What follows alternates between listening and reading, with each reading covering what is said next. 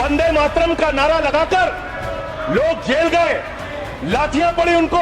RSS के 4 लोगों का नाम बताओ जो वंदे मातरम नारा लगा के जेल गए, उनका नाम बताओ आप।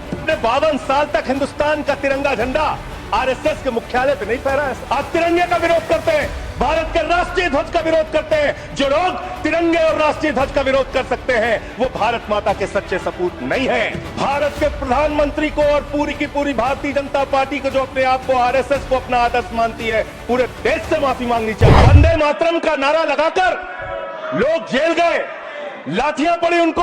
आरएसएस के 4 लोगों का नाम बताओ जो वंदे मातरम नारा लगा के जेल गए, उनका नाम बताओ आप। 4 लोगों का नाम बताओ आप, अपने 4 पुरखों का नाम आप बताओ। आप नहीं बता सकते क्योंकि आजादी के आंदोलन में आपका कोई इतिहास नहीं। कभी आप कहते हो सरदार वल्लभ भाई पटेल आपके हैं।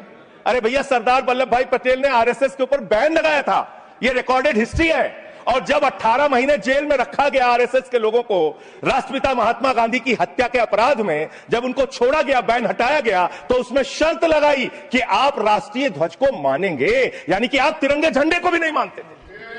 आपने 52 साल तक हिंदुस्तान का तिरंगा झंडा आरएसएस के मुख्यालय पे नहीं फहराया सर, नहीं फहराया। और 3 लोगों ने आरएसएस के मुख्यालय पर जब यह झंडा फहराया, उन तीनों के नाम मैं पढ़ रहा हूं, विजय, उन्मत्त, दिलीप, इन तीनों लोगों के खिलाफ आरएसएस ने एफआईआर दर्ज कराई। किस अपराध में? कि हमारे दफ्तर में तिरंगा क्यों फहरा दिया। और कितने साल तक मुकदमा लड़े? 13 साल तक मुकदमा लड़े। यह है आपकी असलियत। आप तिरंगे का विरोध करते हैं, भारत के राष्ट्रीय ध्वज का विरोध करते हैं। जो लोग तिरंगे और राष्ट्रीय ध्वज का विरोध कर सकते हैं वो भारत माता के सच्चे सपूत नहीं है। आप भारत के राष्ट्रगान का विरोध कर रहे हैं। आपके मुख्य पत्र में भारत के राष्ट्रगान का विरोध लिखा गया है। इसके लिए भारत के प्रधानमंत्री को और पूरी की पूरी भारतीय जनता पार्टी को, जो अपने आप को आरएसएस को अपना आदर्श मानती है, पूरे देश से माफी मांगनी चाहिए। आपने तिरंगे का विरोध किया, राष्ट्रगान का विरोध किया, वंदे मातरम आपने लगाया नहीं कभी। कोई आपका व्यक्ति देश की आजादी के आंदोलन में जेल नहीं गया। कभी आपने कोई देश के लिए, हमारे यहां अवधि में कहावत है, नाखून कटाए के शहीद ना बना भैया।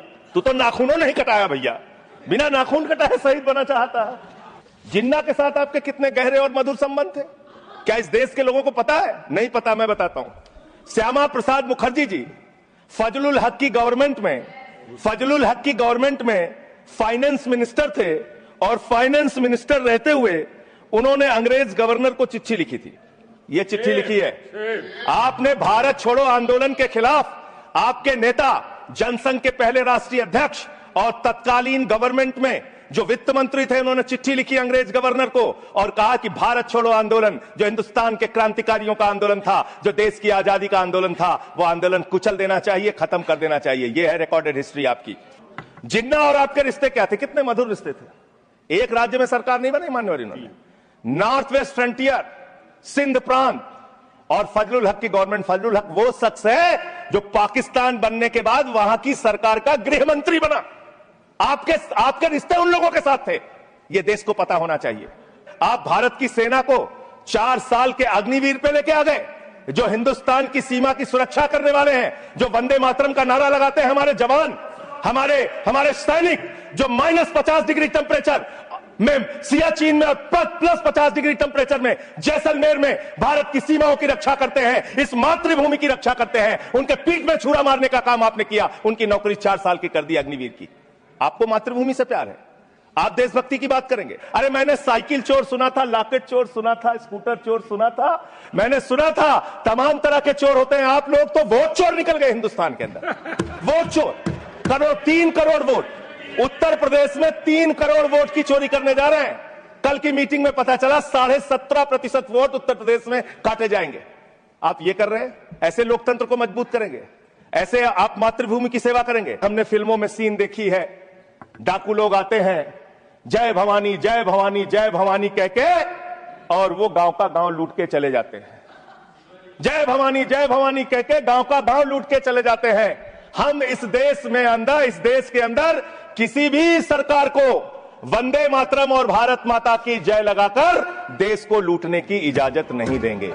सब्सक्राइब करें साम टीवी, क्योंकि हम आ गए हैं अब आपके बीच, दिखाएंगे सत्ता के वादों और अपराधियों के एक एक कारनामे की हकीकत। और हाँ, अगर आपके पास भी हो कोई ऐसी खबर तो कमेंट करके हमें बताएं, क्योंकि बिना डर और दबाव के हम दिखाते हैं हर एक खबर डंके की चोट पर।